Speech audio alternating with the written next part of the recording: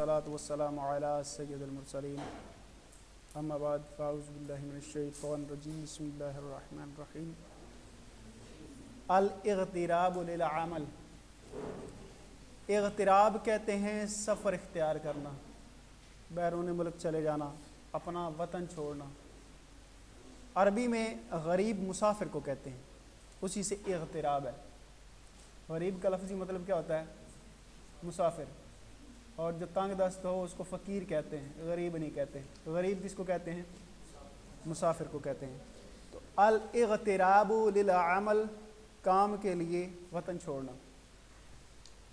صلاح ساغترب للعمل خارج وطنی، میں ان قریب کام کے لیے اپنے وطن سے باہر چلا جاؤں گا۔ اماد لکنک تعمل ہنا وراتبک جید، لیکن آپ تو یہاں پر بھی جاب کرتے ہیں اور آپ کی سیلری بھی اچھی ہے۔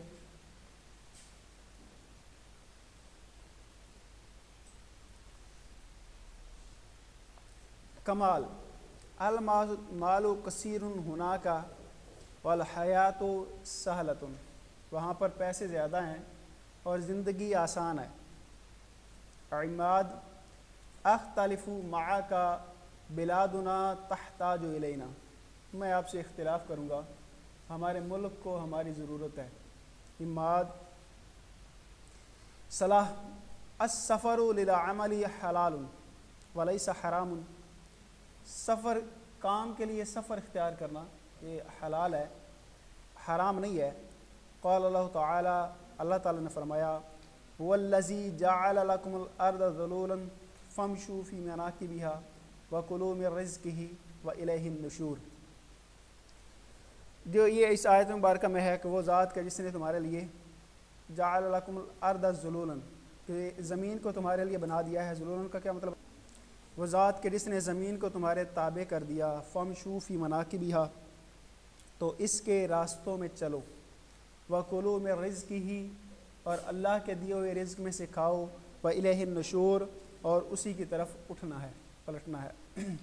عماد صدق اللہ العظیم، اللہ تعالیٰ نے سچ فرمایا۔ ولیکن حل فکرت فی اولادک، لیکن کیا آپ نے اپنے بچوں کے بارے میں سوچا ہے؟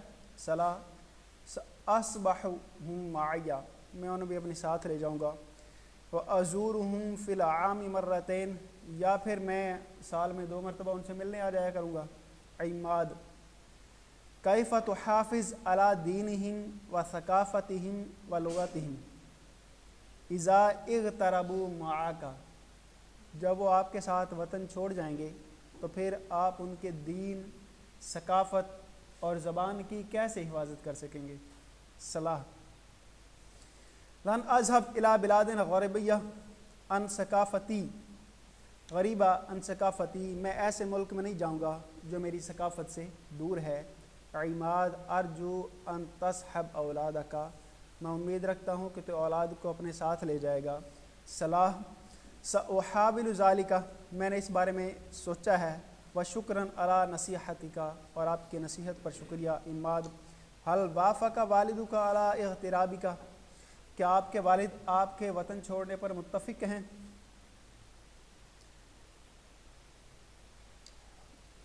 صلاح بالطبع واقف، فطری طور پر وہ موافق ہیں۔ ما فکرت فی الاغتراب، میں اس کے بغیر وطن چھوڑنے کے بارے میں نہیں سوچتا۔ عماد حل ستقیم طویلا ہناک، کیا آپ وہاں پر لمبے عرصے تک قیام کریں گے؟ صلاح 5 سنوات فقط، صرف 5 سال۔ ثم اعود، پھر میں لوٹ آؤں گا انشاءاللہ عز و جل۔ عماد ارجو ان تعود الینا سالما غانما، میں امید رکھتا ہوں کہ آپ سلامتی اور غنیمت کے ساتھ ہماری طرف لوٹ آئیں۔ صلاح بارک اللہ فیکا، اللہ تعالیٰ آپ کو برکت دے۔ اس کے کچھ سوال جواب ہیں، خیر ان کو بھی چھوڑیں۔ اس کے بعد یہ حمزہ وصلی اور حمزہ قطعی والا کر لیا تھا، آپ نے سمجھ آ گئی تھی۔ اس کے بعد یہ والا سبق ہے جو آج نے گرامر کا پڑھنا، گرامر والے اس میں سے سارے پڑھنے ہم نے۔ الاشارۃ للقریب وللبعید، اسماء اشارہ وہ اسماء ہوتے ہیں جن کی طرف کسی حصی شے کی طرف اشارہ کیا جاتا ہے۔ حصی شے سے مراد جس کو ہم حواس سے محسوس کر سکتے ہیں، یعنی جو ظاہری حواس سے دیکھی جا سکتی ہے، محسوس کی جا سکتی ہے، حصی چیز کی طرف اشارہ کرنا ہوتا ہے۔ اس کے لیے اسماء اشارہ کو استعمال کیا جاتا ہے۔ اسماء اشارہ کچھ قریب کے ہوتے ہیں اور کچھ بعید کے ہوتے ہیں۔ جو اسماء اشارہ قریب کے ہوتے ہیں اس میں حاذا یہ واحد مذکر کے لیے آتا ہے، حاذہ یہ واحد مؤنث کے لیے آتا ہے، اور جو غیر ذوی العقول کی جمع مکسر ہوتی ہے اس کے لیے بھی آتا ہے۔ ذوی العقول معین چیزیں ہیں، ان کے علاوہ باقی جتنی بھی ہیں وہ ساری غیر ذوی العقول ہیں۔ غیر ذوی العقول کا مطلب کیا ہوتا ہے؟ جن میں عقل نہیں ہوتی۔ تو 3 مخلوقات ایسی ہیں جن میں عقل ہوتی ہے، اس کے علاوہ باقی ساری مخلوقات وہ غیر ذوی العقول شمار ہوتی ہیں، انسان، جن اور فرشتے۔ یہ 3 مخلوقات ہیں جو ذوی العقول ہیں، اس کے علاوہ باقی جتنی مخلوقات ہیں وہ عقل ممیز نہیں رکھتی، غیر ذوی العقول ہیں۔ تو حاذہ یہ واحد مؤنث کے لیے بھی آتا ہے، اور اس کے ساتھ ساتھ جو غیر ذوی العقول کی جمع مکسر ہے اس کے لیے بھی آتا ہے۔ اس طرح ہنا یہ جگہ کے لیے آتا ہے، قریب کے لیے، یعنی یہ جگہ۔ اور ہاذانی یہ تثنیہ مذکر کے لیے آتا ہے، اور ہاتانی یہ تثنیہ مؤنث کے لیے آتا ہے، اور ہاؤلائی یہ جمع مذکر اور جمع مؤنث سب کے لیے آتا ہے۔ یہ سارے اسماء اشارہ قریب کے ہیں۔ حاذا بھی قریب کے لیے ہے، حاذہ، ہنا، ہاذانی، ہاتانی، ہاؤلائی، یہ سارے اسماء اشارہ قریب کے ہیں۔ اور جو اسماء اشارہ بعید کے ہیں، بعید مطلب کوئی دور شے ہے، جو ہے تو ایسی شے ہے جس کی طرف حصی طور پر اشارہ کیا جا سکے لیکن قریب نہیں ہے، تھوڑی دور ہے، تو اس کو اس میں اشارہ اور استعمال کیا جاتا ہے۔ اس میں مذکر کے لیے ہے ذالکا، اور مؤنث کے لیے تلکا، اور جگہ کے لیے ہے ہناکا، اور جمع مؤنث کے لیے جمع کے لیے آتا ہے اولائکا۔ جیسے یہ نا ہا اولائی، تو وہاں پر اولائکا آتا ہے۔ تو یہ کچھ اسماء اشارہ ہیں۔ آگے ان میں آپ نے استعمال کرنے ہیں، جیسے ھذا قلم، یہ قلم ہے، وھذہ ورقۃ، اور یہ کاغذ ہے، ھذہ کتب مدرسیہ، یہ اسکول کی کتابیں ہیں، الفصل ہونا جماعت یہاں ہے، مطلب کمرہ جماعت وہ یہاں ہے، ھذانی طالبانی فی الثانویہ، یہ 2 اسٹوڈنٹ میٹرک میں ہیں۔ ثانویہ کس کو کہتے ہیں؟ میٹرک کو۔ ہاؤلائی ابنائی، یہ میرے بیٹے ہیں۔ یہ سارے قریب کے لیے ہے نا۔ اس طرح آگے ہے ذالک قلم، وہ قلم ہے، تلک ورقۃ، مؤنث کے لیے یہ تلک، وہ کاغذ ہے، تلک اقلام مدرسیۃ، وہ مدرسے کے قلم ہیں، والمختبر ہناک، اور ایگزامینر وہاں پر ہے، جو امتحان لینے والا ہوتا ہے نا۔ اختبار عربی میں امتحان کو کہتے ہیں، اور مختبر امتحان لینے والے کو۔ ہاتانی طالبتانی فی المتوسطہ، یہ دونوں طالبات ایلیمنٹری میں ہیں۔ ایلیمنٹری مطلب 8ویں تک۔ وہؤلاء بناتی، اور یہ سب میری بیٹیاں ہیں۔ آگے یہ آپ نے اسماء اشارہ استعمال کرنے ہیں، تو جو قریب بعید کے حساب سے، جیسے بیت ہے گھر، تو گھر میں کھڑے ہو کر آپ کا اپنا گھر ہے تو پھر ھذا بیتی کہیں گے آپ۔ شقۃ، ھذہ شقۃ، اس طرح مدرستانی، ہاتانی مدرستانی، آگے ہے مدارس، ہؤلاء مدارس، اس طرح آگے مدرسون ہے، ہؤلاء مدرسون، اس طرح ہؤلاء ممرضات، ھذانی مسافرانی، ہؤلاء اطفال۔ تو یہ اس کے مطابق مناسب اسم اشارہ لگا کر یہ آپ نے پر کرنے۔ یہ اسم اشارہ والا سبق بہت زیادہ اہم سبق ہے، اس کو آپ نے لازمی اچھے طریقے سے تیار کرنا ہے۔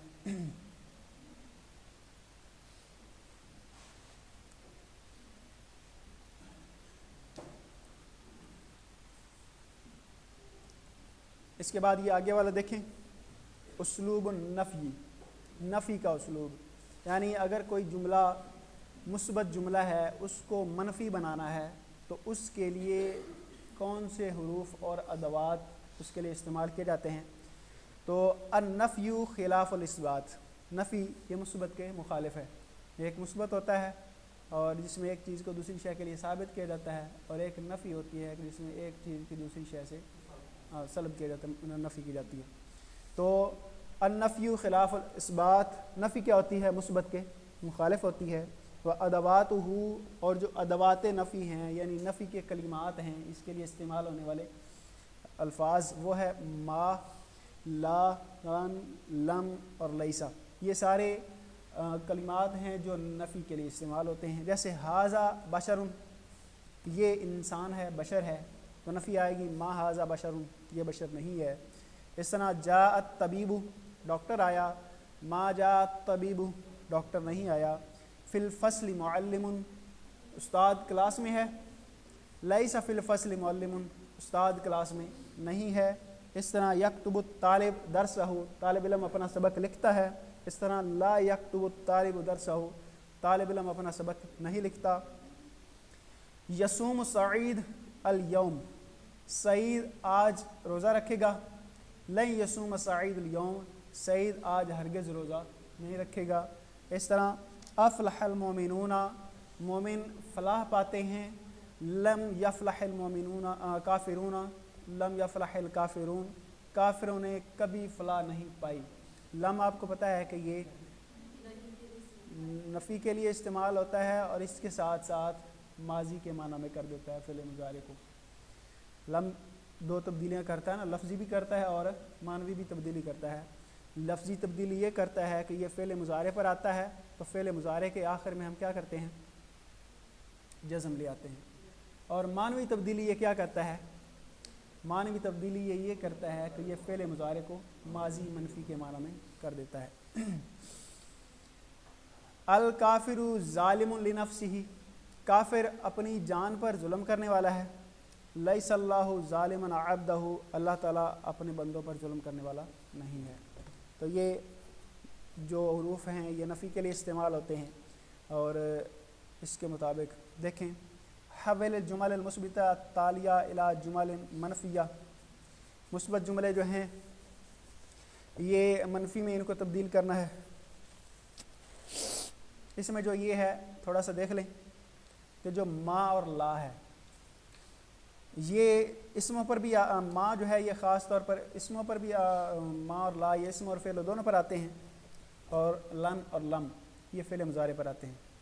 اور جو لیسا ہے یہ افعال ناقصہ میں سے ہے اور یہ جملہ اسمیہ پر ہی داخل ہوتا ہے۔ ٹھیک ہے، افعال ناقصہ کا آپ نے پڑھا ہے نا کہ جملہ اسمیہ پر داخل ہوتے ہیں، یہ نواسخ جملہ ہوتے ہیں، مبتدا اور خبر پر داخل ہوتے ہیں، انہیں اپنا اسم اور خبر بنا لیتے ہیں۔ جس طرح یہ دیکھیں ما قرأت القصہ، میں نے قصہ نہیں پڑھا، کہانی نہیں پڑھی، اور لم اقرأ القصہ، میں نے قصہ نہیں پڑھا۔ تو لم جو ہے یہ بھی اقرأ یہ فعل مضارع ہے اور قرأت یہ فعل ماضی ہے۔ تو اس میں جو لم اور لن یہ خاص ہیں فعل مضارع کے ساتھ۔ لیسا یہ آتا ہے جملہ اسمیہ پر، اور ما اور لا یہ دونوں اسموں پر بھی داخل ہو سکتے ہیں اور فعلوں پر بھی داخل ہو سکتے ہیں۔ ٹھیک ہے، اس طرح یہ دیکھیں کہ سیسافر ہارون غدن، ہارون ان قریب کل سفر کرے گا، تو اس کا لن سا یسافر یہ فعل مضارع پر سین سوف داخل ہوتے ہیں۔ تو یہ کون سا یہاں پر فعل مضارع ہے؟ فعل مضارع پر لم یا لن ان میں سے ہی کوئی داخل ہوگا۔ اب اس میں جو ہمارے پاس ایک قرینہ ہے کہ جو یہ بتا رہا ہے کہ اس میں ہم نے لم نہیں داخل کرنا، لن داخل کرنا ہے، وہ اس لیے کیونکہ یہاں پر ہے سین۔ سین یہ فعل مضارع کو مستقبل قریب کے معنی میں کر دیتا ہے، لم تو کر دیتا ہے اس کو ماضی منفی میں، تو لہٰذا یہاں پر معنی کی مناسبت سے ہم جازم اس پر داخل کریں گے۔ اس طرح یقضی محمد العطلہ فی المغرب، محمد چھٹیاں گزارتا ہے فی المغرب، مغرب میں، یورپ میں، تو اس میں جو ہے آپ لم لگا دیں یا دوسرا، تو یہ دونوں ٹھیک ہیں۔ اس طرح عندی رجل غریب، جملہ اسمیہ ہے، میرے پاس ایک مسافر شخص ہے، تو یہاں پر جملہ اسمیہ پر ہم نے کون سا داخل کرنا ہے؟ لیسا، لیسا داخل کرنا ہے، ٹھیک ہے. تو یہاں پر آ جائے گا لیسا عندی رجل غریب، میرے پاس کوئی مسافر شخص نہیں ہے. اسی طرح آپ نے خود سے یہ کاپیوں پہ حل کر کے لانا ہے. اسماء اشارہ والا بھی مشق کرنی ہے، کاپیوں پہ حل کرنی ہے، یہ بھی کرنی ہے.